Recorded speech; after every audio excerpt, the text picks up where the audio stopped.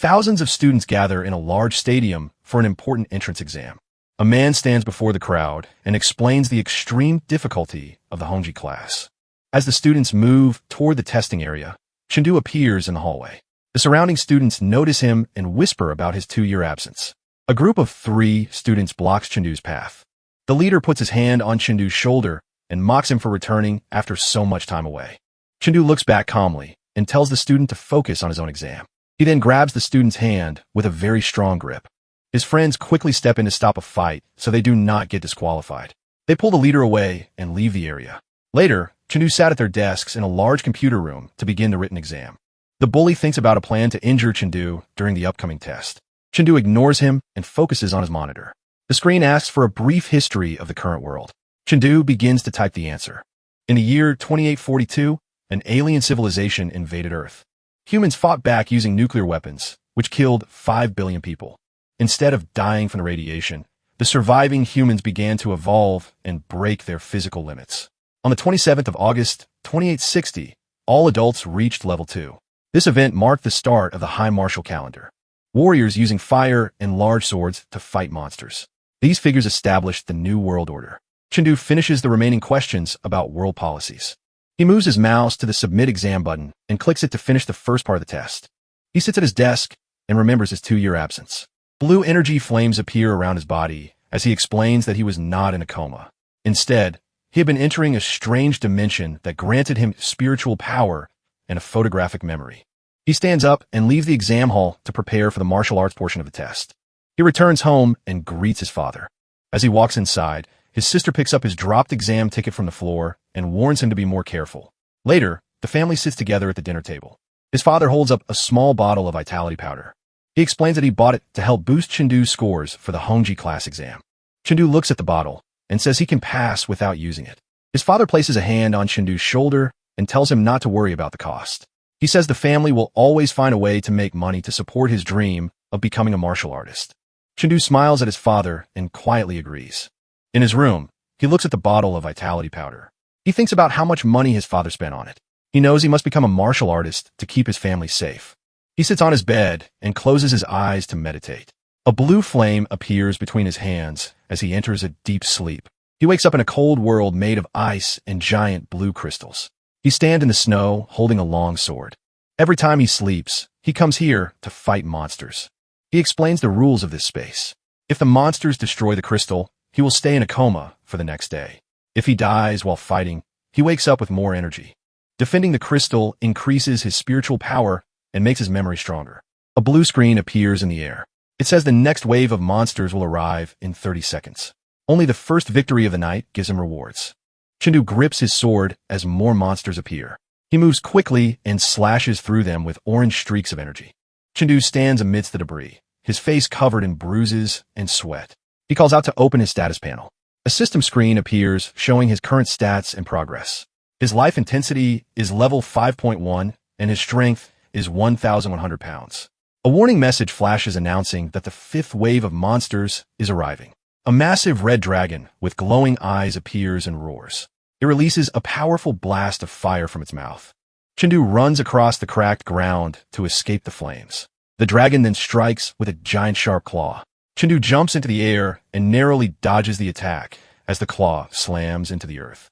The dragon swings its tail and hits Chengdu while he is in the air. He crashes to the ground and rolls across the dirt. Chengdu realizes he has finally learned the monster's attack patterns after many previous deaths. He leaps toward the dragon's head and uses a special move called Light Sword Style, Breeze Under the Forest. The dragon roars in pain and enters a berserk state. Its body begins to glow with orange fire and sparks.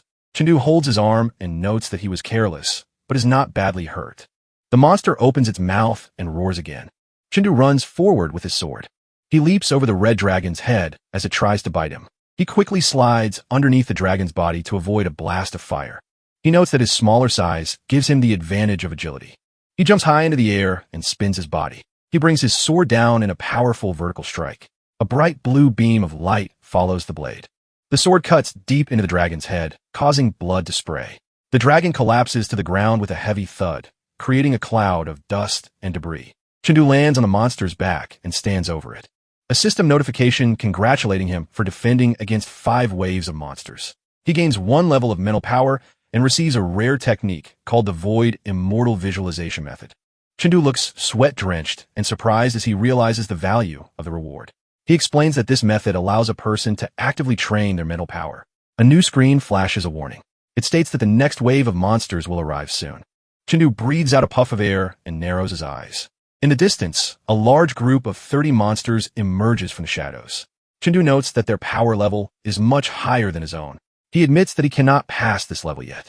Back to his bedroom, Chengdu opens his eyes and wakes up from his sleep. He sits on his bed in a meditative pose. He decides to examine the visualization method reward. A glowing blue book appears in his hands. He is suddenly transported into a mental space where he stands on a glowing blue surface that ripples like water. A dark entity appears before him. The creature has multiple red eyes and a wide, toothy grin against a red and black background. Chengdu looks up at the giant as he realizes that gazing at this giant is the trial he must complete to train his mind. Back in the real world, Chengdu sits on his bed in a meditative pose. A bright blue aura surrounds his body as he focuses on the visualization. His sister opens the door and tells him that it's time to eat. She sees that his body has become very muscular. She asks if he was always this handsome. Chengdu smiles and ruffles her hair while she tells him to stop. After she leaves, Chengdu looks at his reflection in a mirror. He notices his physical changes and wonders if they are caused by the visualization method. He puts on his tracksuit and picks up his backpack. He tells his father and sister that he is leaving for the exam. He arrives at the Liang City No. 1 high school gymnasium for the next part of the exam. He stands on a basketball court and flexes his muscles. He feels that his body has improved because of the visualization method. The group of 3 students from before approaches him again. The leader mocks Chengdu for being at the bottom of the class rankings 2 years ago. Chengdu replies that he is still better than those who failed the written exam. One of the students becomes very angry and shouts at Chengdu. Chengdu smiles and tells them that if they cannot hear properly, they should not take the exam. The leader grits his teeth and looks furious at the insult. Chengdu tells the leader not to take the comment personally. Another student steps in and puts a hand on the leader's shoulder. He tells the group to stop arguing and focus on the upcoming assessment instead. Feng Rue walks away and shouts a final threat at Chengdu. Chengdu's friend looks terrified and grabs his arm. He warns Chengdu that Feng Rue is dangerous because his uncle is the dean of students. He explains that the dean leaked the exam questions to Feng Rue. Chengdu listens with a serious expression and realizes he must be careful. An announcement over the intercom says the martial arts assessment is starting. The test is divided into a strength test and a combat duel. The students form lines in the gymnasium. For the strength test, students must punch a large purple machine. The rules state that the student with the lowest score in each group will be eliminated. Chengdu looks up at a small camera drone floating above him. He pulls back his arm and clenches his fist. Feng Rue smiles and expresses confidence in his strength. The first group assessment begins. Feng Rue throws a powerful punch with red motion lines. He strikes the purple testing machine with a loud thud. His friends cheer and shout that he is too strong. They note that his strength has reached 1,400 gene. One of Feng Rue's friends looks smug and predicts that someone will be eliminated this round. A massive force hits the machine, creating a bright purple glow and a large impact. All the students in the gymnasium stop to look. Feng Rue looks confused and begins to sweat. He sees that Chengdu produced a force of 1,500 gene, despite having a life intensity of only 5.1. The other students whisper in surprise and wonder why Chengdu was not ranked in the top 50 last year. Chengdu's friend shouts and cheers with excitement. A proctor stands with his hand on his chin, thinking about Chengdu's high strength score. He asks an assistant for Chengdu's student file. The proctor reads that Chengdu has reached a high level in martial skills, despite being away from school for 2 years. He decides to watch the combat duel to see Chengdu's true power. In the afternoon, the students gather around a large, square combat stage. The proctor stands in the center of the ring holding a piece of paper.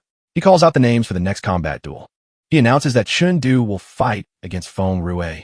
The other students in tracksuits watch and talk about the upcoming fight. Feng Rue tells Chengdu that raw strength is not enough to win a real battle. Chengdu reaches out and takes a practice sword from a rack. He looks back at Feng Rue and smiles. Feng Rue swings his staff with great speed, leaving trails of orange energy in the air. Chengdu holds his practice sword and blocks the heavy strikes. Then he leaps high into the air to avoid a sweep. He descends quickly and lands a powerful kick on Feng Rue's face. Feng Rue's head snaps back, and he falls to the ground. He crouches on the floor. He shouts that he will be the one to enter the elite Honji class. He charges forward and swings his staff with all his strength. A massive burst of orange energy explodes across the stage. Chun-do stands at the center of the light. Suddenly, Chun-do moves with incredible speed.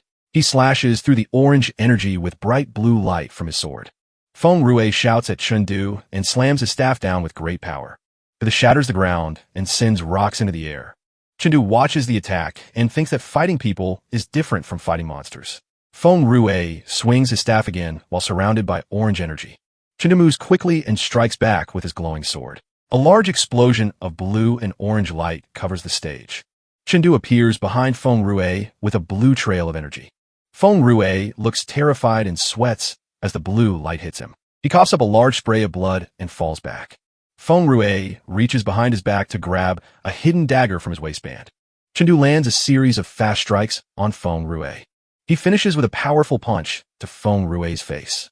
The force of the blow sends Feng Rue flying across the stage. His friend's brother shouts with excitement at the victory. Other students whisper in disbelief and question how Chun-do became so strong. The teacher calls for the medical team, and 2 staff members carry Feng Rue away on a stretcher. The teacher then calls Chun-do over. He bows to the teacher and apologizes for using too much force during the fight. The teacher places a hand on Chun-do's shoulder and tells him that injuries are a normal part of combat. He advises Chun-do to go home and stretch after his hard work.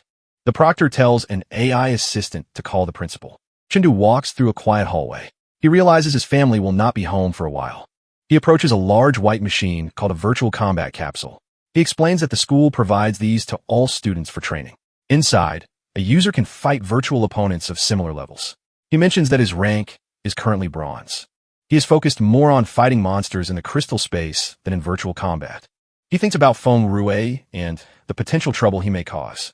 He looks at the open capsule and describes the Blue Star Youth List. It is a global ranking of the strongest young martial artists. Chun-do sits down in the chair and prepares to train. He believes a high rank will help him enter the Honji class through his own strength. Chun-do enters the virtual combat space. He wears a blue hoodie and has a pig head mask over his head as his avatar. He uses a digital keyboard to start a warm-up match. He stands alone in a white room. He holds a large sword and looks around for his opponent. A girl with purple hair drops from above. She tries to hit him from behind with a small blade. Chun-do quickly turns and blocks her attack with his sword. The girl smiles and says his reaction speed is good. She tells him that in real combat, people do not wait to say hello. He grips his sword and says he will not let her attack from behind again. The two begin to fight at high speed. Chun-do swings his sword and creates large blue arcs of light. The girl flips over his attacks to stay safe. Chun-do lunges forward for a powerful strike. He uses a move called the Pale Dragon Point Thrust and moves toward the girl with a bright blue light. The girl looks and asks him about the move he just used. She explains that martial arts moves should not be limited to specific forms. Chun realizes she is correct and begins to think about his own technique. He swings his sword and a purple light trail follows the blade. He wonders how the girl could recognize his skill level. The girl tells Chun-do not to get distracted. She moves with extreme speed and leaps over his head. The girl flips through the air and holds her small blade. She strikes Chun-do from above with a powerful blow. Chun-do is caught by surprise and struggles to react to her sudden attack. The screen shows that Chun-do has lost the match and 10 victory points. He stands in the virtual space and looks at a keyboard. He thinks about the 4 forms of the flowing light sword art. He realizes that the moves are similar to an assassin style. He decides to test this new strategy in a real combat match. A new opponent appears in the arena. He is a very large, muscular man holding a heavy iron ball on a long chain. Chun-do looks worried and notices that the opponent has a weapon advantage. He charges forward with his sword. A bright blue trail of light follows his body. He uses a technique called painting the ground as a prison. Chun-do jumps and uses another move called golden prunes ringing to the heavens. The large man looks angry and yells at Chun-do. He pulls the heavy chain with both hands to move his weapon. The giant iron ball falls directly toward Chun-do. Chun-do looks at his opponent from behind his pig mask. He activates a move called Breeze in Forest. A massive explosion of blue energy fills the arena as the giant iron ball slams into the floor. Chun-do suddenly appears behind the large man. The man looks over his shoulder with a terrified expression. He asks how Chun-do moves so quickly. Chun-do raises his sword and uses the Pale Dragon Point Thrust.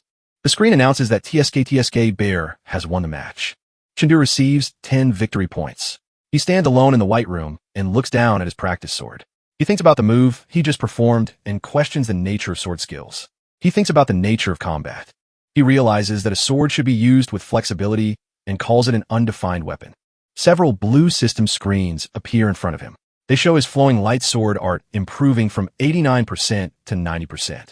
Chindu repeatedly asks the system for more matches to deepen his understanding. He continues to fight and train for a long time. The virtual capsule opens with a hiss of steam.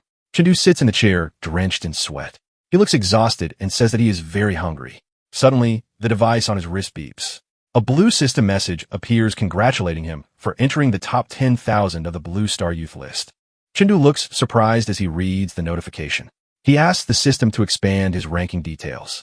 He is ranked 6,219th on the global list and 654th in his biosphere. Finally, the list shows that he is now ranked first in Liang City. Chindu smiles and looks happy as he thinks about his rank. He says that his spot in the Hongji class is now safe. He walks toward the campus of Liang City No. 1 High School with his backpack. Feng Liguo, the dean of students and Feng Rui's uncle, stops him. He points his finger and yells at Chindu for not greeting a teacher. Chindu looks back and says hello calmly. The dean continues to point his finger and shouts about Chindu's appearance. He asks what Chindu is wearing. Chindu looks down at him and says he is wearing his school uniform. In the background, other students begin to laugh at the dean. The dean turns and screams for them to be silent. The surrounding students whisper that the dean wants revenge because Feng Rui is still in the hospital. Some students say that Chindu only won his match because he used banned drugs. Chindu stands on the paved walkway while the dean continues to confront him. The dean swings a wooden stick at Chindu. Chindu leans back to avoid the strike. The dean looks very angry and shouts about school regulations. Chindu asks the dean which rule he is breaking. The dean becomes more furious and swings the stick again. Chindu reaches out and catches the stick in his hand. The dean screams that he will report Chindu to the principal to have him expelled. A voice suddenly asks who is looking for them. Principal Li Mu and Mayor Wang Anquan walk toward the group. The dean quickly points his finger at Chindu and tries to complain to the principal. The principal and the mayor ignore the dean's complaints. They walk directly to Chindu. The mayor places his hand on Chindu's shoulder and laughs. He announces that Chindu is now ranked number 1 on the Liang City Youth list. He also reveals that Chindu has entered the top 10,000 on the global Blue Star Youth list. The dean and the surrounding students stare with their mouths open. They look shocked and terrified by the news. The dean collapses and sits on the ground. The principal asks Chindu to follow them to a meeting room. Chindu walks behind the principal and the mayor. The principal explains that Chindu is being transferred to the Hongji class immediately. Inside the meeting room, 2 other students are introduced. Moret is the top student of the Hongji class and Lubo is the second-ranked student in Liang City. The 3 students look at each other silently. They sit at a long table with the school officials. The principal speaks to the group. He explains that the top 3 students from 100 cities will participate in competition. The event is called the 3-day 100 Cities Hegemony Tournament. It will be held at High City No. 1 High School. The principal explains that a level 15 martial artist will lead the team. The principal details the rewards for the top 10 finishers, including bonus points and cash prizes. Chindu listens with a steady expression. The principal asks the 3 students if they are willing to participate. Moret raises a hand and asks why the competition does not use virtual combat capsules. The mayor explains that district leaders prefer real combat. He notes that students will wear special suits to balance their life intensity for fairness. Chindu looks down and calculates his current strength. He determines that he has a high chance of reaching the top 3. The mayor drinks from a cup and tells the students not to feel overwhelmed. Chindu raises his right hand and says he will participate. Lubo and Moret also agree to join. The mayor smiles and gestures with his hands while praising their courage. He tells them they will be notified of the departure time later. Chindu walks out of the meeting room and closes the door.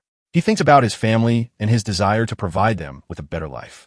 He clenches his hand and resolves to finish in the top 3 of the 100 Cities War. Chindu walks into the Hongji classroom and notices that the desks do not have student names on them. He chooses a seat and sits down. A large student named Pang Hu approaches and slams his hand onto Chindu's desk. Pang Hu has an arrogant expression and tells Chindu to leave.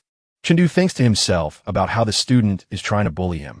Suddenly, Moret appears behind them and places his hands on both of their shoulders. Moret tells Pang Hu that Chindu is new and does not know the rules yet.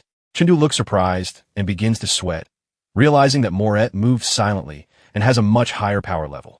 Pang Hu looks at Moret, grumbles, and decides to leave Chindu alone for now. Moret explains the rules of the Hongji class to Chindu. He points to the desks where several chairs are stacked upside down. He explains that the bottom 10 students in the monthly seat ranking must stand during class for the next month. Moret smiles and tells Chindu that he must now challenge another student for a seat. Chindu looks back and asks if there are any other benefits to having a high rank. Moret sits down in a chair marked with the number 1. He explains that a higher seat ranking grants more resource subsidies for the month. Chindu looks intrigued and narrows his eyes. He clenches his right hand into his left palm. He thinks to himself that since there are resources involved, he must secure the highest ranking possible. Chindu stands in the combat room and raises his left hand while holding his sword in his right. He loudly announces that he wants to challenge the student ranked 10th in the class. In the background, a group of students looks on with shocked faces. They whisper to each other about how a new student is challenging a top 10 position immediately. They note that Chindu looks quiet but acts with great arrogance. Even with good skills, Chindu's life intensity is much lower than the other elite students, making a top 10 challenge seem impossible. Chindu ignores the comments and walks forward. He thinks to himself that the resource reward for 10th place is 50% larger than the reward for 11th place. Chindu grips his practice sword and looks ahead with a serious expression. He thinks about the rewards for winning the seat. Manhwa laughs and holds a massive black hammer. He tells Chindu not to regret his decision. Chindu stands before the much larger student and asks if he is the 10th rank. Penghu confirms with a wide, toothy grin and tells Chindu he is unlucky. The teacher tells Penghu to put on his protective gear and enter the arena. The teacher has a small smile, thinking to himself that Chindu is being too impulsive and that losing would be a good learning experience for him. Both students walk into the center of the large combat arena. The match begins. Chindu looks calm while Penghu smiles arrogantly. He shouts a taunt at our boy, but Chindu stands still as blue energy swirls around his body. He tells Penghu they will see what happens. Penghu swings the massive hammer horizontally with great speed. He yells that Chindu's reaction is too slow. In the background, other students watch with shock. They shout that the match isn't GT and GT. They believe Chindu will lose because his life intensity level is lower than Penghu's. The teacher notices that Chindu's life intensity has reached level 5.2. He thinks about how Chindu was only at level 5.1 the day before. He wonders how Chindu increased his power so quickly in one day. Penghu yells that he has won the match. He laughs loudly as he swings his hammer. The hammer hits the ground with a loud thud. Penghu looks surprised as Chindu is crouched low behind him. A giant pillar of blue light shoots up from Chindu's sword. The energy hits Penghu and lifts him into the air. Penghu flies across the large room. He crashes into the floor near the other Muret, touches his chin, and thinks about Chindu being a genius. The instructor confirms he has taken the 10th seat. He asks if Chindu wants to challenge anyone else. Chindu says no.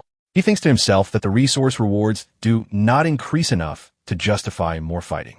Muret holds his smartphone toward Chindu. He asks to add him on a social media app.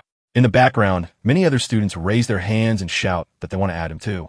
Chindu looks slightly surprised and agrees. Penghu kneels on the floor and grips Chindu's leg with both hands. He calls Chindu a god and asks for forgiveness for his earlier behavior. Chindu looks down and thinks about the importance of knowing when to be strong and when to be humble. Teacher Ling walks ahead and tells Chindu to meet him in the office after class. Later, Chindu and Teacher Ling enter the principal's office. Principal Limu sits at a desk with papers. Teacher Ling asks the principal about early admission slots for Mount Everest and Mount Tai martial arts universities. The principal looks up with a surprise. He explains that the minimum requirement for those schools is Tier 1 perfect martial skill. He notes that while Chindu is close, the final 1% is a very difficult gap to cross. Teacher Ling places his hand on Chindu's shoulder and tells the principal to let him try a test.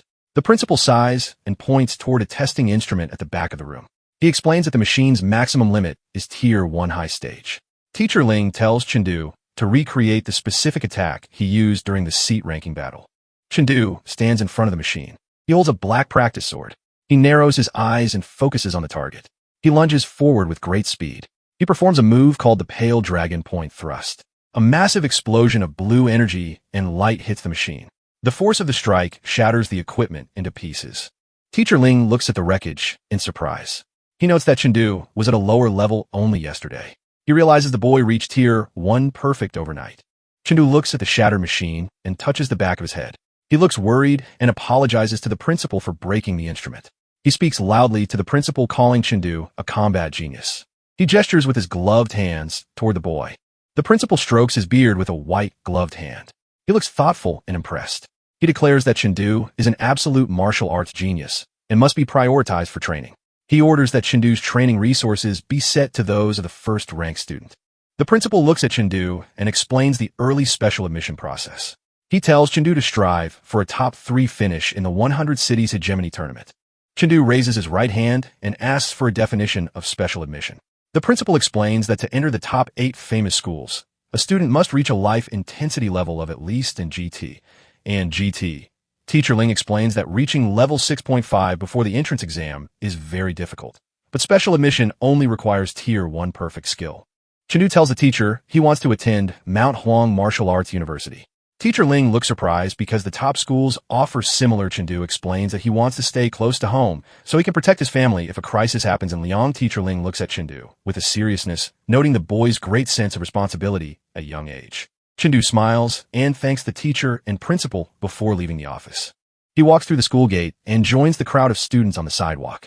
He thinks about the 1-month timeline before the early special admission begins. He decides to stay in the school's private training room to focus on his strength.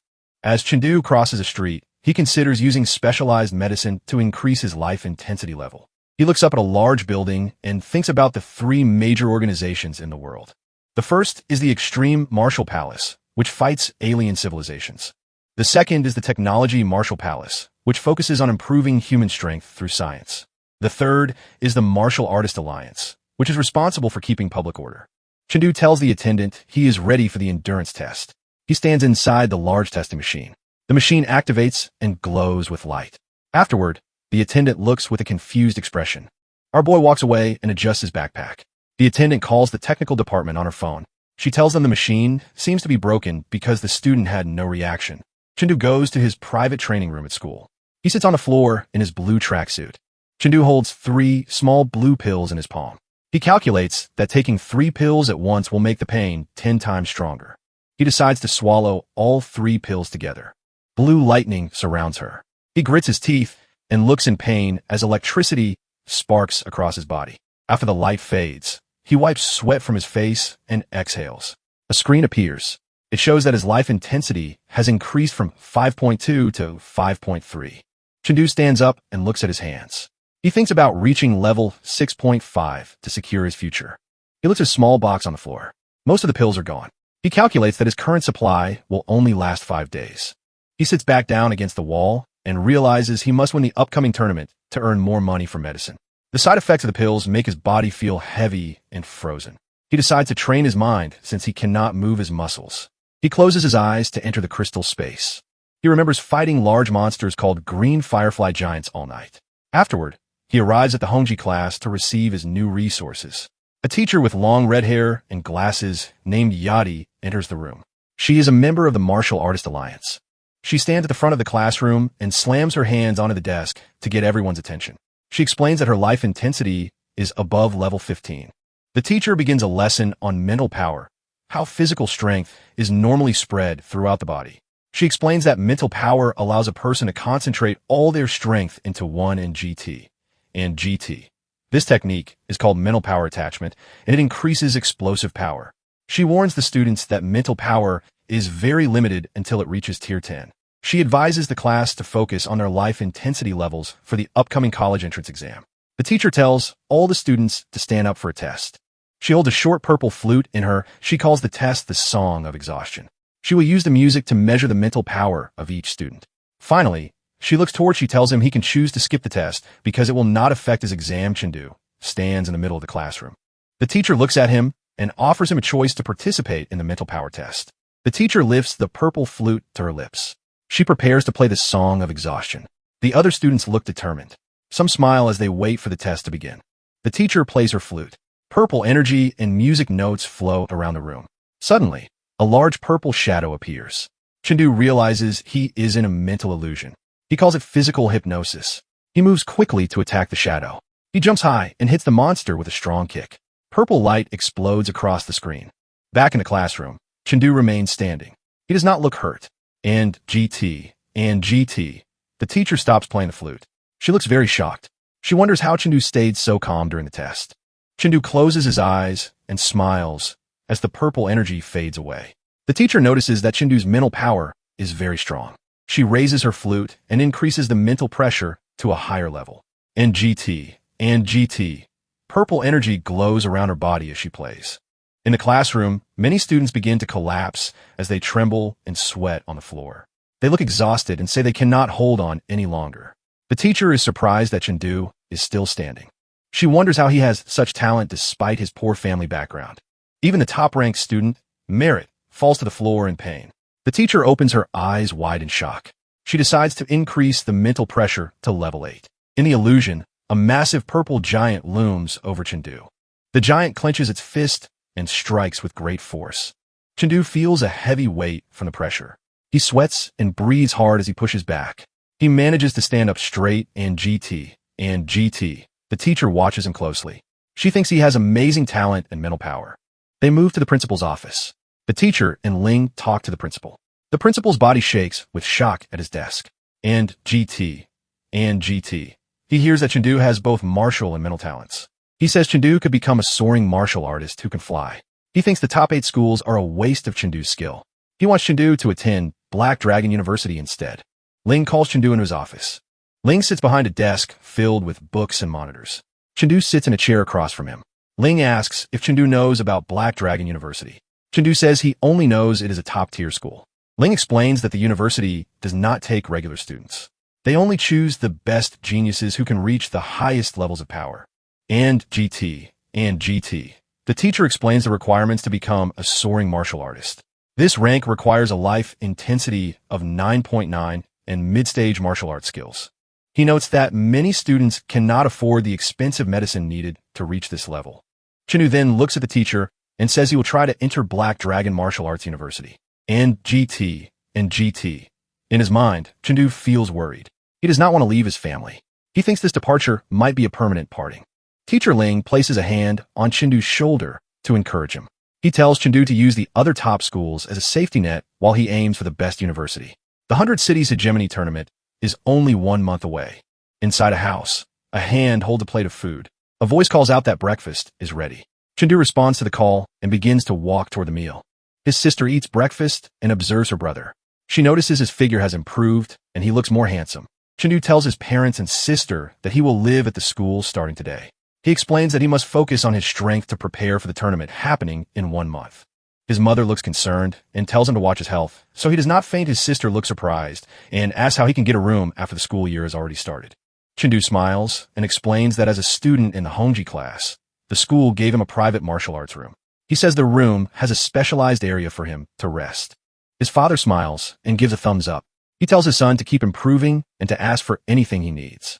He encourages Chindu to charge forward. He finishes his meal and stands up from the dining table. He places his black backpack over one shoulder. He looks at his family and announces that he is leaving for school. His father clenches his fist in an encouraging gesture and tells him to go for it. His mother stands with her hands together and a kind smile, telling him to take good care of himself.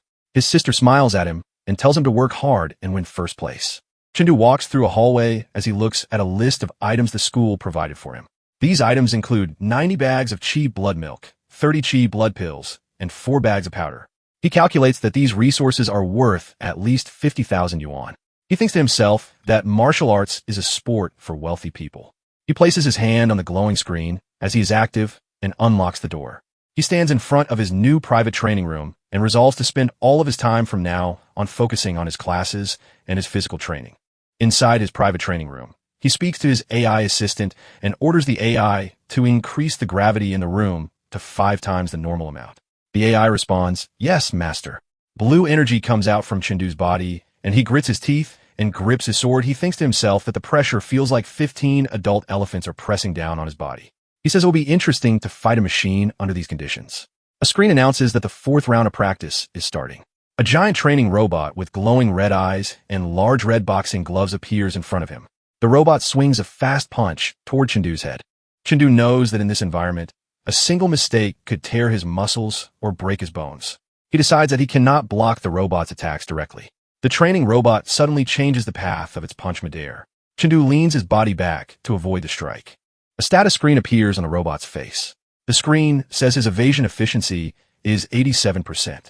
The system warns him that his energy consumption is too high. It suggests that he reduces unnecessary the robot, then attacks with its hand and foot at the same time. Chengdu jumps backward to create distance. He realizes the robot is trying to block all his normal escape routes. Chengdu smiles and says that since he cannot dodge the attack, he will make the robot feel the heavy pressure of doubled gravity. He quickly steps his foot firmly onto the robot's, moving the robot's strikes down from above. Chengdu grips his sword with both hands and holds it high to block the attack. Bright blue energy shatters around his feet as he takes the heavy impact. Suddenly, the giant robot collapses to its knees. Thick white smoke pours out of the robot's head as a loud crash echoes in the room. Chengdu lands smoothly on the floor behind the machine and looks back at his defeated opponent. White smoke rises from the robot's neck as its single red eye glows brightly. A system message announces that the robot is using its last resort. The robot suddenly lunges toward Chengdu with its long arms stretched wide open. Chengdu holds his sword and looks surprised. He wonders how the machine can use such an underhanded tactic. The robot falls to the floor and wraps its long arms and legs tightly around Chengdu from behind. Chengdu sits trapped in the robot's grip. He speaks to his AI assistant and orders it to turn off the heavy gravity. He calmly asks the robot to let him go while the robot system repeatedly flashes the last resort warning. Later, Chengdu sits alone on the floor in a meditative pose. His sword rests on the ground beside. He breathes out a sigh and notes that his physical body has reached its absolute limit. He decides to relax his muscles for now. He plans to use his void, immortal visualization method to train his mental power next. He enters his mental space and stands on a rippling red surface beneath a dark sky. A massive black shadow with multiple glowing red eyes and a large open mouth looms above him. A bright blue aura surrounds Chengdu's body. He clenches his fists and his eyes glow white. He challenges the shadow, shouting for it to come so he can gain mental power experience points. In the real world, Chengdu sits cross-legged on the floor and bows his head and realizes his mental power has increased by 0.3 levels. He tries to move his body, but begins to tremble. He groans and says that his legs have gone completely numb. Chengdu exhales a small breath and looks very tired. He notes that his mind is exhausted and his physical body has not fully recovered yet. Because of this condition, he decides to just go to sleep. He falls backward and lies completely flat on the floor with his arms and legs spread wide. His eye is shown as he slowly drifts into a deep sleep. Suddenly, he wakes up standing in a completely different environment. He is inside the cold crystal space. Giant sharp blue crystals tower behind him. He stands firmly and grips his long sword with both hands, resting the tip of the blade on the ground. From the shadows, massive green barbarian giants with glowing red eyes and green patches on their skin begin to emerge. He remembers that during their last encounter, he failed to kill even a single one because he did not understand their abilities. He stands alone in the vast dark space and rests his sword on his shoulder. He declares that this time, he will definitely test his strength against them. He grips his sword on his right shoulder and clenches his left fist. A dark blast strikes the arm of a giant. The giant looks down at its wounded shoulder. Chengdu observes the monsters and realizes that the green patches on their skin are not curses or birthmarks. He explains that these patches contain healing energy. Chengdu dashes forward with his sword drawn and strikes a giant, creating a bright flash of light.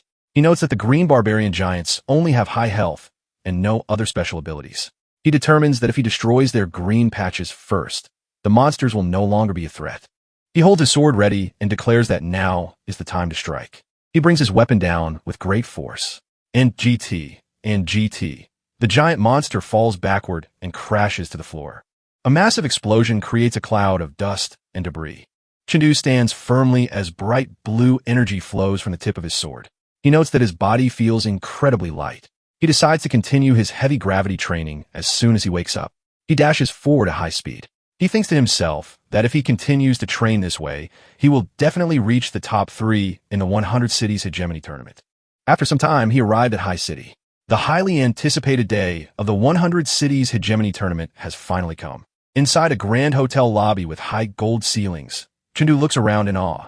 He thinks to himself that this is his first time visiting such a luxurious teacher. Ling walks ahead and raises his hand, telling the students to follow suddenly. An angry voice shouts out, asking why he is not allowed to sign in. Chengdu turns his head to look at the young man named Wu Ming. A participating student from Lu City violently slams his hand down in anger. He yells that he arrived exactly on time according to the rules. He aggressively asks why he is being targeted and demands a clear explanation. Wu Ming leans aggressively over the hotel reception desk. He stares down at the female staff member. He moves his hand to his waist and begins to draw his sword. They are shocked and wonder if Wu Ming is actually going to attack and hurt someone right here in the lobby. Chindu looks at the angry student and thinks to himself that this rough person's martial arts level is very high and might be equal to his own. The other students behind Chun do also look shocked by the man's power. A girl named Zhou Xiaogu walks forward. She is a member of the High City team. She calls out to the NGT and GT. She instructs the staff to let the angry student sign in. However, she declares that his missing teammates will be marked as forfeiting the tournament.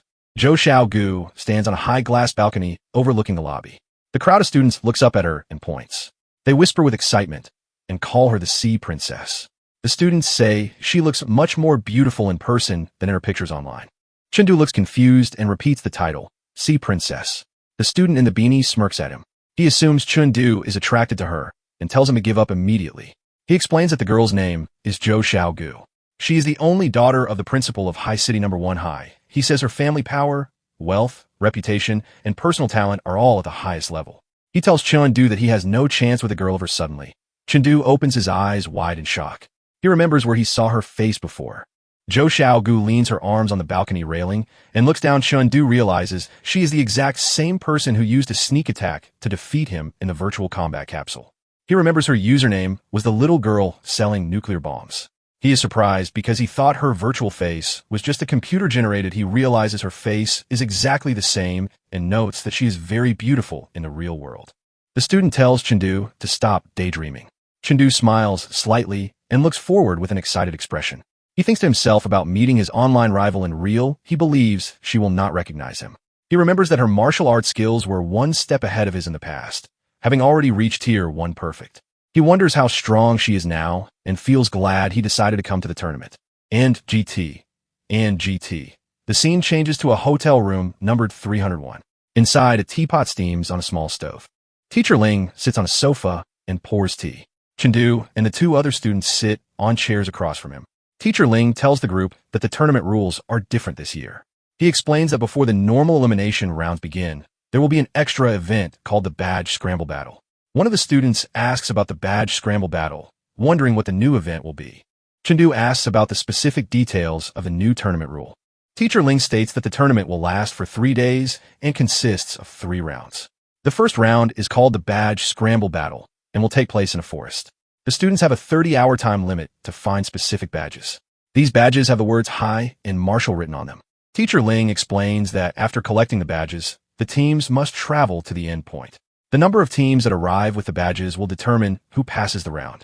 Chundu asks the teacher how many badges exist in total. Teacher Ling replies that there are 50 high badges and 50 martial badges. He explains that this is a maximum of only 50 teams can pass. Because of this rule, at least half of the participants will be eliminated the very next day. Teacher Ling holds a white mug and explains the rules for the second round. He states that the second round is a one-on-one elimination tournament. The students will have very little time to rest. 150 people will fight in a single day to determine the top 10 strongest students. The matchups will be random, but students from the same team will not fight each other. The 2 other team members look very relieved. They are happy because they will not have to fight a monster like Chundu. Teacher Ling raises 3 fingers and explains the third round, known as the top 10 battle. He tells the students that reaching this stage means they have already succeeded. Everyone in the top 10 will receive bonus points and cash rewards. He then talks about what it takes to reach the top 3. Teacher Ling explains that winning depends on their physical condition. The tournament involves 3 days of continuous fighting with almost no rest. He warns that they will likely get injured. He concludes that the final winner might not be the single strongest fighter, but rather the student with the most balanced and complete overall. Teacher Ling raises his index finger to make one final point. He strictly orders the students that killing is forbidden. He explains that this rule applies to both the tournament and real life. He reminds them that their true enemies are the alien civilizations. He warns them to never point their weapons at their own companions. Teacher Ling continues to explain the event details and tells them they will wear special clothes inside the arena. These clothes will make everyone's life intensity level exactly the same. He also reveals that the team leaders will secretly enter the arena to protect the students from real danger. Teacher Ling then closes his eyes and smiles warmly. He warns the students that it is best if he does not have to help them. He explains that if he is forced to save them, they will be eliminated from the tournament immediately. Finally, he encourages the team. He tells them tomorrow depends on their own efforts asks them to believe in themselves, and says they're the best no matter what happens. Chengdu and his two teammates look very determined. They shout yes in agreement with their teacher. In the tall buildings of High City No. 1 High School, Chengdu stands on a high platform with his sword strapped to his back. Many other students gather in the area below him. He looks surprised and asks if this area is the forest. A man in a green suit and a white glove stands in front of the crowd. He is Zhou Chong, the principal of the school. He points his finger and announces that everyone has arrived. He introduces himself as one of the organizers of the 100 Cities Hegemony Tournament. Principal Zhou Chong stands before a massive white wall with a tall door. He explains to the students that the area behind the door is a special dimensional rift known as a spirit realm. He says it was created by the collision of 9 planets centuries ago. He announces that this specific area is a level 1 spirit realm called the Forest of Timberwolves. Chengdu thinks to himself about the spirit realm. He knows that it is a dangerous alien space filled only with monsters and no humans. The principal raises his finger to reassure the crowd. He states that the space is very stable and completely safe. He explains that Lei Yin, the third strongest person in the world and founder of the Martial Artist Alliance, personally certified the area. Finally, he looks at the students and states that this trial carries a real risk of death. He urges everyone to prioritize their own safety inside the forest. He points a finger at the student with a ponytail named Wu Zong. He tells Wu Zong that he cannot act alone just because he arrived by. He explains that the staff will assign suitable teammates to him based on his skill level. Chengdu thinks to himself that this person seems to be angry with everyone around him. Next, a man stands in front of a glowing blue scanner on a wall. The system announces that his iris authentication has successfully passed. An announcement tells the crowd to prepare to enter the Forest of Timberwolves. The large group of students walks toward a giant glowing blue magic circle on the ground. A voice in the crowd asks if this area is the Forest of Timberwolves. The principal looks toward the students and explains the situation. He states that the true location of the spirit realm is a strict secret. He explains that the glowing circle is a magic array that leads directly to the forest. He says that past generations worked very hard to build it. He tells the students that the array is a safety measure. If the dimensional rift suddenly closes, the staff can use this magic circle to safely teleport everyone out. Chengdu and his two teammates stand together as they wait. 2 system screens appear above him. The first screen tells everyone to step into the magic array. It explains that each team will be randomly teleported to one of the 1,000 different starting points inside. The second screen reveals a challenge. It states that the map shows 300 badge locations, but only 100 of them are real. The other 200 markers are fake. The screen wishes everyone good luck. The giant magic circle begins to glow much brighter. Blue sparks of energy rise from the ground. A final system screen appears and tells the students to prepare for activation. A bright beam of white light flashes upward as the magic array activates. Chengdu slowly opens his eyes and holds his hand up to block the blinding flash. When the light fades, he stands in a dense forest. Tall trees surround him, and sunlight shines down through the leaves. This new area is the Forest of Timberwolves. Chengdu looks around the bright woods and asks if this place is the spirit realm. Behind him, his teammate holds up a glowing blue map and asks Chengdu which marked location they should travel to first. He tells his crew that their luck is off the charts because there's a badge spawning right near their starting, refusing to miss an easy score. He leads his hyped-up squad straight into the forest to see if this loot is the real deal or just bait. They approach a massive, ancient stone monolith hidden deep among the trees. Suddenly, something strikes the pillar with pinpoint accuracy, shattering the outer stone to reveal a glowing blue badge embedded perfectly inside. Chengdu casually reaches out and taps the glowing prize. He stands there, completely relaxed. He tells his crew that he fully expected the early drops to be fake traps and GT, but they actually struck gold. His buddy suddenly panics, screaming for him to watch out as danger violently out of nowhere. 2 massive, razor-sharp energy spikes tear through the air, crashing into the ground with explosive force right where they were standing. Chengdu reaches over his shoulder and grips the handle of his large sword. He looks forward and states that he did not expect to encounter someone else so quickly. 3 students appear among the identifies them as the Wuhai City team. The team leader stands in the center, holding a long silver spear. 2 teammates crouch beside him, also holding spears with wide blades. The leader addresses the Liang City team directly. He demands that they hand over their badges immediately if they do not want to be eliminated from the tournament. Chengdu narrows his eyes and observes the enemy team. He thinks to himself about how quickly they were targeted right after entering the forest. Chengdu's 2 teammates step forward. One clenches his hand and yells for the enemies to come and try to take their badges. Chengdu remains calm and tells his team to leave the fight to him. He states he will fight them alone. His teammates look surprised and begin to sweat. The three enemies leap high into the air. They point their spears down toward Chengdu. Purple energy glows from their weapons. They unleash an attack called Comet Spear Art Third Stance, boiling the loot and burning the crane. The enemy leader shouts that Chengdu does not know the immensity of heaven and earth. A single black sword blade blocks the three purple spear strikes at the exact same time. The enemy leader lands on the ground and questions how Chengdu blocked their combined strike head-on with a sword without falling behind at all. He grips the silver spear tightly, causing veins to pop on the skin. The enemy struggles and wonders how Chengdu is so strong when everyone's life intensity is restricted to level 5. Chengdu analyzes the enemy leader. He realizes Li Yuan is at the limit of Tier 1 high stage, which explains his arrogance. However, Chengdu notes that the other two enemies are much weaker. Suddenly, Chengdu's eye glows bright blue. He activates his level 9 mental power attachment. His hand tightens around his sword handle as glowing yellow energy gathers around his fingers. He swings his sword and unleashes a massive burst of energy. The force immediately pushes Li Yuan backward. Then Chengdu uses the flowing light sword art First Stance, painting the ground as a prison. A giant wave of blue energy sweeps across the battlefield. The powerful attack strikes all three enemies at once. The leader looks completely terrified and screams as his teammate crashes violently into a thick tree trunk. Li Yuan lands heavily on his feet and skids backward across the forest dirt. He drops to one knee and pants heavily, using his silver spear to support his weight. His two teammates lie completely motionless and unconscious on the ground behind him.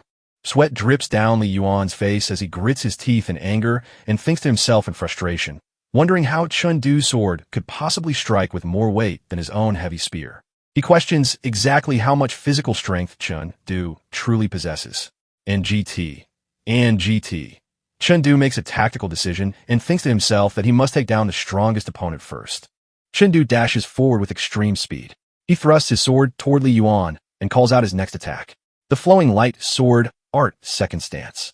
And GT. Just as the blade approaches, a finger quickly stops it in midair. A man in a white suit and glasses suddenly appears. He blocks Chengdu's sword strike using only 2 fingers. Chengdu looks shocked as the man praises the powerful strike. Behind the man, Li Yuan trembles but holds his spear tightly. He shouts to the teacher Lin Bei that he can still fight. Teacher Lin Bei turns his head and tells Li Yuan that he has lost. He explains that Chengdu's attack tore Li Yuan's clothes, proving his power has reached a level 7 life intensity. The teacher states that Li Yuan could not block a second strike and orders him to leave. Teacher Lin Bei thinks to himself that Chengdu's talent is greater than Li Yuan's and that the boy will be a powerful force in the future. And GT. In the shadows of the forest, Teacher Ling Yun hides behind a leafy tree and smiles. Teacher Lin Bei speaks into the woods, telling Ling Yun that he is leaving and looks forward to his performance in the finals. As Li Yuan walks away, he stops and turns around. He asks for Chengdu's name and admits that he rarely submits to anyone, but he submits to him. Chengdu smiles and replies that his name will be the first place winner the day after tomorrow. Inside the High City No. 1 high school auditorium, a large screen displays Chengdu's victory. A crowd of people watches the broadcast. In the audience, the Liang City principal laughs and pats the shoulder of a depressed man named Old Saw. The principal thanks Old Saw for letting his team win. He mocks Old Saw by asking what time he wants his plane ticket for tonight and offers to book it immediately. Nearby, Mayor Chiu speaks to the principal. Mayor Chiu says he did not expect 4 students to reach Tier 1 perfect martial arts this year. Counting Chengdu, the principal smiles slightly and corrects him, stating that the number is still only 3. Another man in the audience looks at the screen and asks if the Liang City team has already collected 2 badges. He wonders why they're moving toward the exit without the required 2 badges, noting that this action will cause their direct elimination. In the Forest Wolf Woods, Chengdu's 2 teammates look shocked. One teammate asks Chengdu if he plans to take out a student named Wu Zong right there. Chengdu explains that getting 2 badges is not difficult for someone with his level of strength. His teammates sweat and quietly agree. He has determined eyes as he declares that he wants to win the championship. He explains that first place only brings prestige, but he needs the 1 million prize money to survive. He holds up 3 fingers and offers to explain his plan. 3 faces appear in a dark void. Chengdu identifies them as the strongest players, Zhou Xiaogu and Ku Zhongtian from the High City team, and Wu Zong from the Lu City team. Chengdu says the High City team has two strong fighters they cannot defeat. He believes ambushing Wu Zong now will increase their chances of winning. His teammate, Lu Bo, points a finger and asks if his plan just helps the High City team eliminate a major rival. Chengdu turns to him and says he is wrong. He states that if he does not eliminate Wu Zong now, he might not reach the top 3. Chengdu explains that teammates will not fight each other in the second round. He suspects the host city will force him to fight Wu Zong so the High City team can advance easily. Chengdu explains that the winner of his fight with Wu Zong will have to fight both High City players one after another in the third round.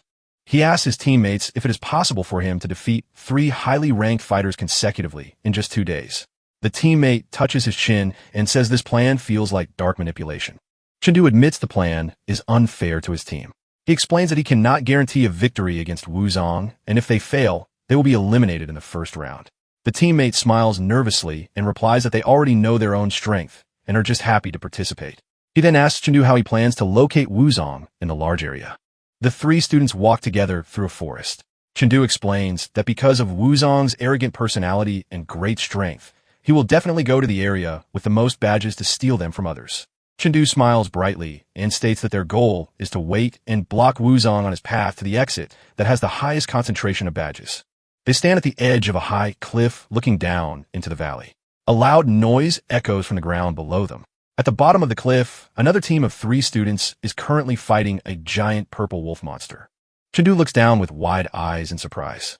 He sees that the beast violently swings its sharp claws. He recognizes the creature as a BB wolf from his private crystal space and wonders why it is appearing in this forest. He thinks about the Alien Race Illustrated Handbook. He notes that the book records all monsters currently discovered by humanity, but the monsters from his crystal space are not in the book at all. Chengdu's face becomes very serious and wonders if all the monsters inside his crystal space actually originate from the spirit realm. Down in the forest, a girl grips a red whip weapon in her hands. She curses and blames their current situation on the guy named Wu Zong. Suddenly, a bright red and white energy cuts quickly through the air.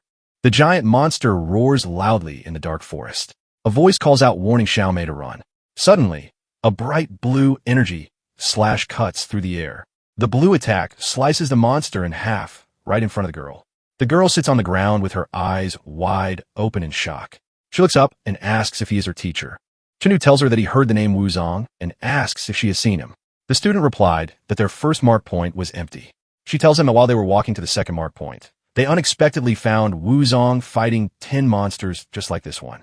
The student explains that they tried to follow the teacher's instructions to retreat from Wu Zong. However, they did not expect a monster to target them and chase them all the way to this spot.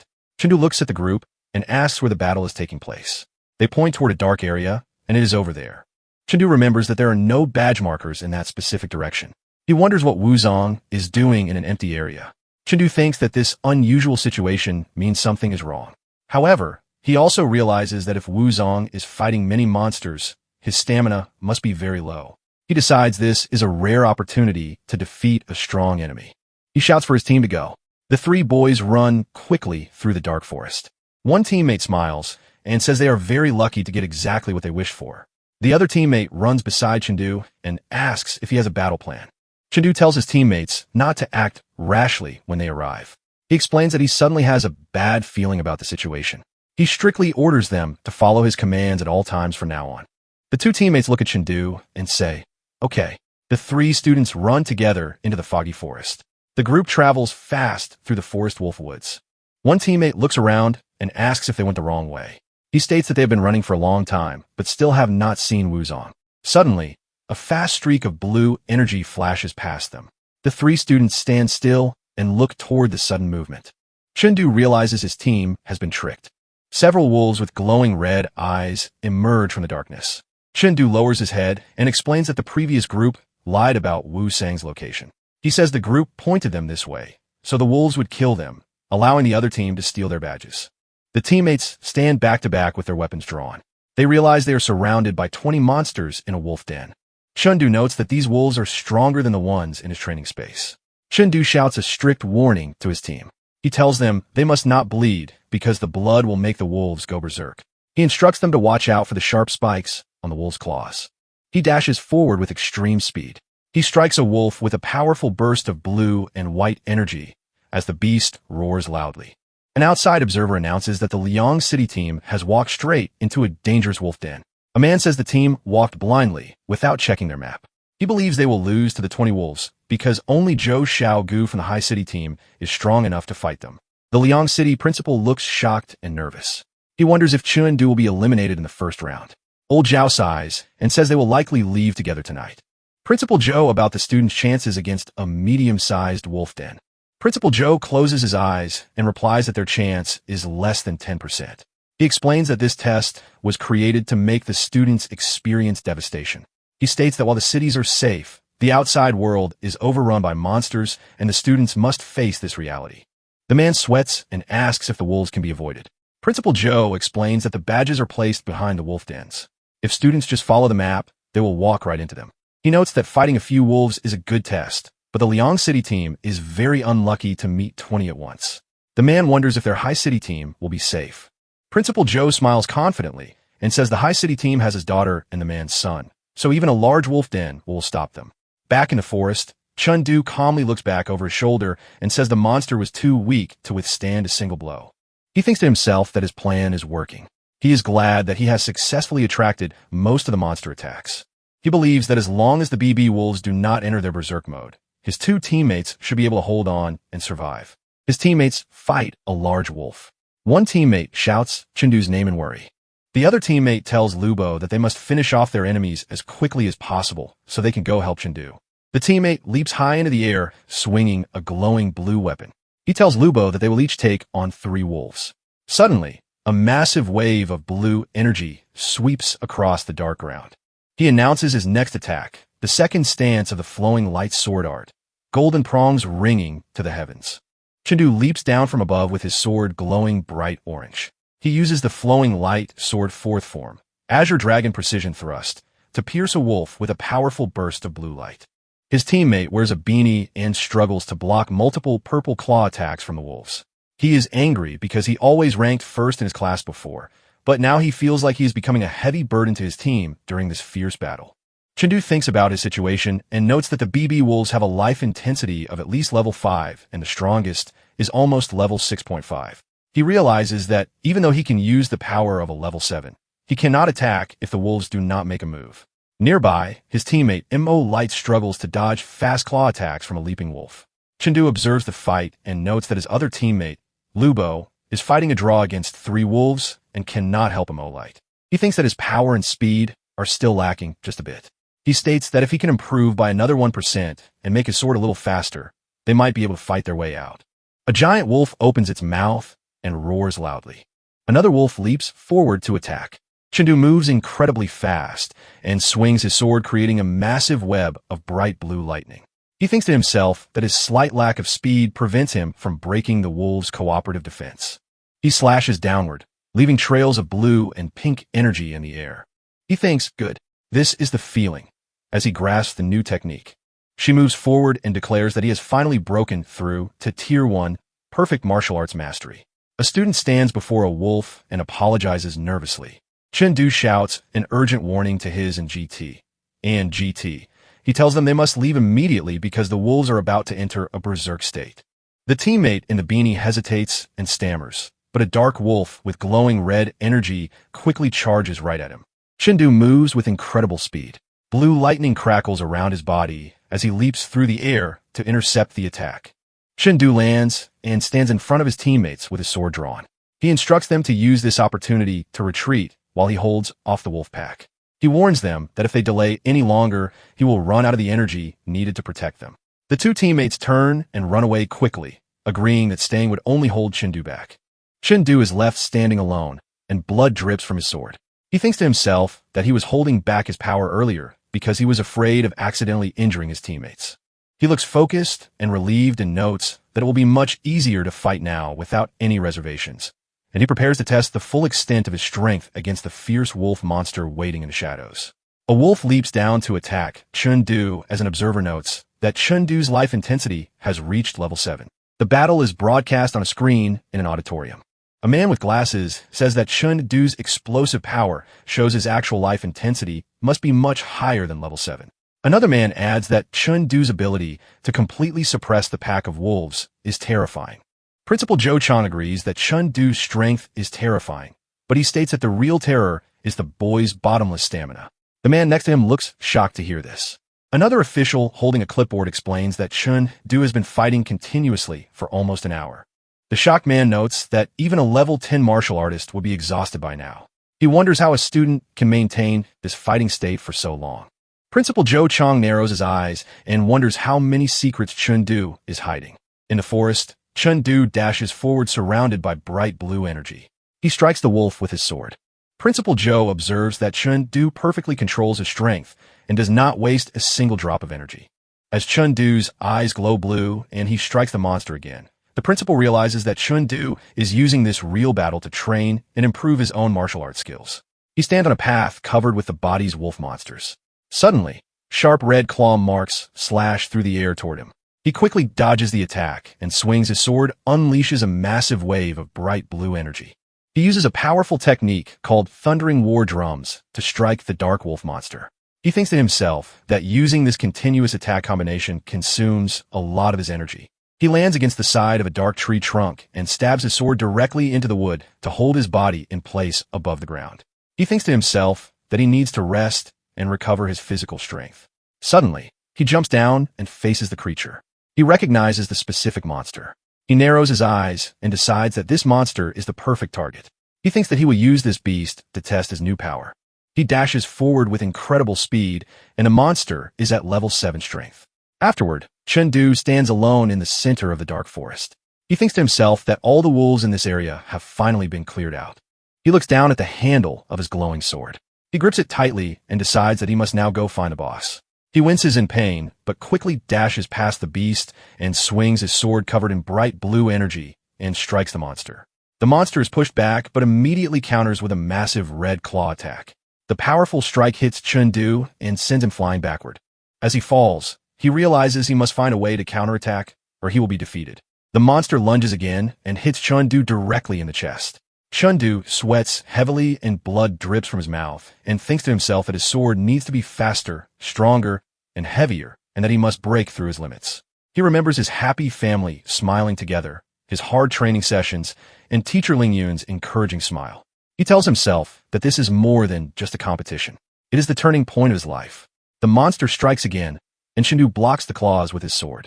He clenches his teeth tightly as blue lightning crackles around him. He absolutely cannot fall here. Chun-Do dives from above and strikes the beast with his sword.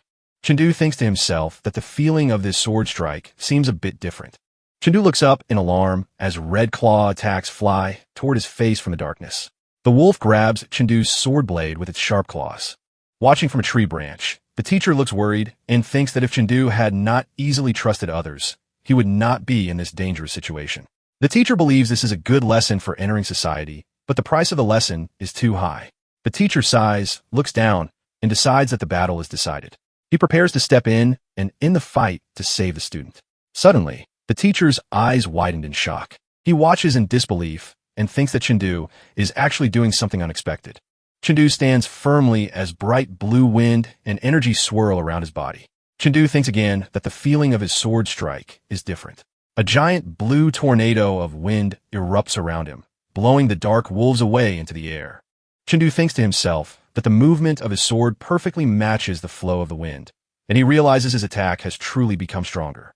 Chun-Do holds his sword and walks forward. A system message appears and congratulates him. His flowing light sword art has upgraded to tier 199%. In the auditorium, a man in a purple suit sweats and looks shocked at the broadcast screen. He asks the principal how Chun-Do had a breakthrough during the battle. He notes that Chun-Do's martial arts level is now equal to theirs. He thinks that a normal student at that level would lose to a medium-sized wolf den because of physical exhaustion.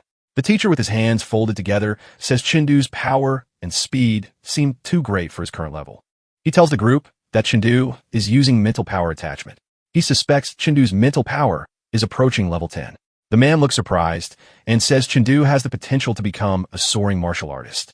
He explains that reaching level 10 will transform his soul into a martial soul. However, he notes that Chun-Do still needs to reach tier 1100%, which is a very difficult goal. The man in the black suit laughs and gestures with his hands. He tells the man he is too strict and calls Chengdu outstanding. In the audience, students point and look confused. They see the Mi City team on the screen. They realize it was the Mi City team who tricked Chengdu's team and pointed them directly toward the dangerous wolf den. In the forest, a girl from a Mi City team looks nervous. She asks a boy named Zhang Shuai if they can really get the badges smoothly. Zhang Shuai looks confident and tells her to relax. He explains that Chengdu's team cannot defeat all the wolves. He says the observing team leader will intervene to save them. This rescue will automatically eliminate Chengdu's team from the tournament. According to the rules, eliminated students must leave their badges on the ground. Zhang Shuai smiles and states that the badges have no trackers and there are no other teams or wolves around to stop them from stealing the loot. He holds a blue badge and smiles confidently. He states that only their team is about to collect 2 badges. He says they have finally arrived. A teammate praises Zhang Shuai, calling him a godlike tactician for predicting the situation perfectly. However, Zhang Shuai begins to sweat and looks nervous. He says that he feels something is not right. The teammate points forward and excitedly announces that the badges are over there. A blue badge rests on the head of a defeated wolf. As the 3 students walk among the dead monsters, the teammate praises the teacher of the Liang City team for killing all the wolves. Zhang Shuai agrees that a massive battle happened, but he feels they overlooked something important. Suddenly, his eyes widen in terror. He yells for his team to run, realizing that the Liang City team was not eliminated and that the badge is a trap. The teammate looks back in shock and asks how that is possible. He wonders if Chengdu killed all the monsters by himself. Suddenly, a fast blue energy slash cuts through the air. The 3 students look terrified as Chengdu and his 2 teammates walk out from the bushes. Chengdu smiles and confirms that he actually killed the wolves all by himself. He looks at Zhang Shuai and asks how he figured out they were not eliminated. Zhang Shuai sweats heavily and explains that he knew because of the wounds on the wolves. He states that all team leaders are forbidden from carrying weapons, so an unarmed teacher could not slice the monsters open. Chengdu remembers his teacher, Ling, holding weapons like nunchucks during class. He realizes he still does not know his teacher's true weapon. He admits he completely overlooked this important detail. He tells himself he needs to be much more careful from now on. He reaches down and picks up a glowing blue badge. He casually throws the badge onto the ground in front of Zhang Shuai. Chengdu asks his original question again. He wants to know where Wu Zong is located. He states firmly that he has no interest in the badges. He explains that he only wants to fight Wu Zong. Zhang Shuai stands silently in shock as the badge lands at his feet. Zhang Shuai looks nervous while holding a glowing digital map. He thinks to himself that Chengdu's